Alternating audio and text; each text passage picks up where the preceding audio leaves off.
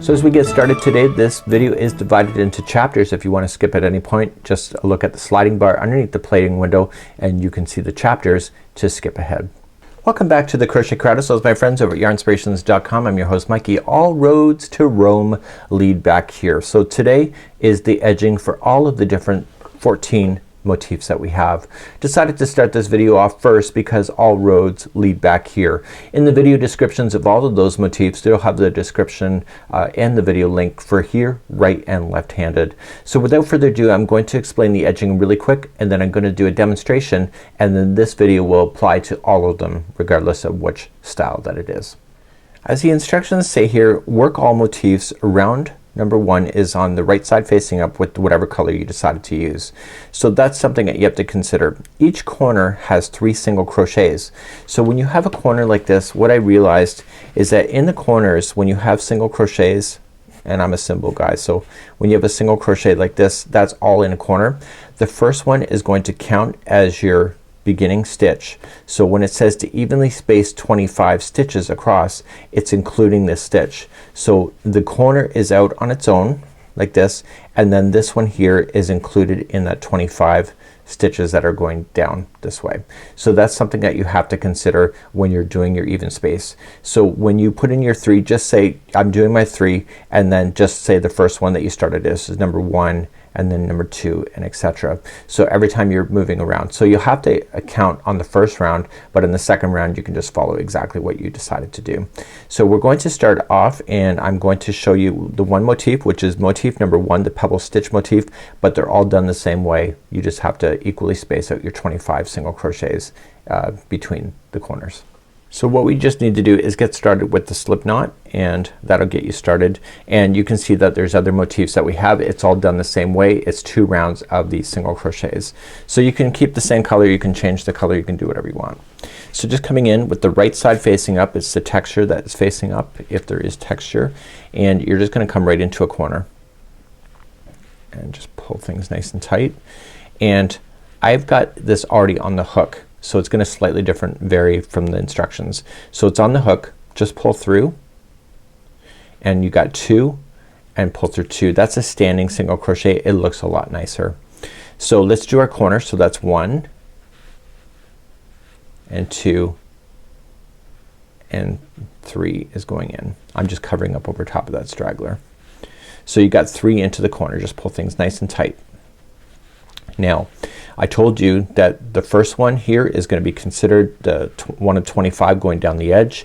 This one here is going to be 1 of 25 going across, and the one that's in the middle is the exact corner. So on the tops and the bottoms of yours, the count should work out. It's only on the side edge that you really got to be thinking about it, but just double count just to make sure. So working across, so I'm just gonna say I have 1 done, which I do, and just coming across, and you're gonna single crochet the next. So that's 2,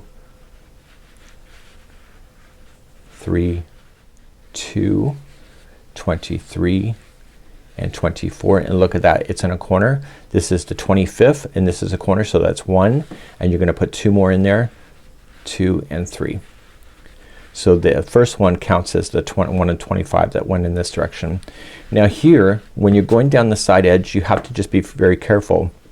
So what I would recommend is that you need to get 12 stitches in by the time it's around the halfway point. So we already have considered 1, so moving down the side, so going 2, just equally space it, and 3, 4, 5 and 12. And you're going to notice something here. So I've got 12 in here, but I'm beyond the halfway point. So what I'm gonna want to do is that I'm gonna want to subtract out and go back and just kind of just densen this up a little bit, so move them closer together. So about halfway we're gonna get 12. So you're just gonna pull out again. So just pull out just a few and just make it more tighter. So count again. So 1, 2, 3, 4, 5, 6, and just go closer. So 7, 8, 9, 10,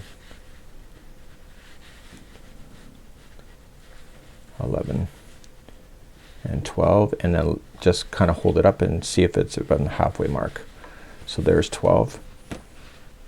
And it's about the halfway mark, so I'm good with that. I'm just gonna clean up that stitch. I just grabbed an extra ply. Sometimes leaving in these kind of like oopsie daisies is actually really helpful for you to know that not everybody's perfect. So there's 12s. So now I have to get to 25, so I'm gonna continue to count from here. So I'm gonna go 13, 14, 24, and the edge here is 25, and that will be your new corner. So there's 25 and do your corner. So you gotta put 3 into that same one, and then the first one of the grouping of 3 when you turn is going to be the next 25.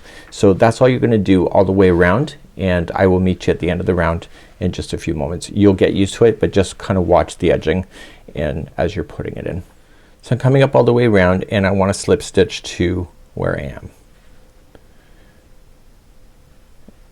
Okay, so slip stitch to the first. And what I'm gonna recommend to you, it doesn't say to do this, but slip stitch to the next one, which is the middle one of the corner, and that gives you a nice firm starting point to start. And I realized I had made a mistake in a few of the samples that I had already made. So let's begin to look at that next. I realized that when I did this I should have went in the back loops only, so I did not do this. So this is what it will look like if you use a regular stitch, but I am going to demonstrate it with the back loop. Honestly, just do what you think is best for you. Let's begin second round. So in the second round is the last round, so just concentrate on the middle one of the corners. So you're already in the middle here. So chain up 1, and using the back loops only, just put 3 single crochets in the corner spots. And then just move on. So just continue to do the back loop single crochet. This gives a nice definition. I'm not even sure how I missed that when I was doing the sample work. So just do that, and then I'm looking for the middle one of the grouping of 3, which is right here, and you'll put 3 single crochets again in the back loop, and you'll do that all the way around, and I'll see you at the end of this round in just a moment. So I'm back all the way around. I've not connected yet. I want to show you something. So I'm gonna trim my yarn first, and I'm gonna pull this up through here. When I do these kind of ideas, what happens is that when I go to slip stitch, it always has a bump on the outside. It bugs me. But you can get away with not having a bump by just ending and pulling out early and pulling it through a tapestry needle. So what you want to do is that you want to come to your very first stitch, which is right here, and come across.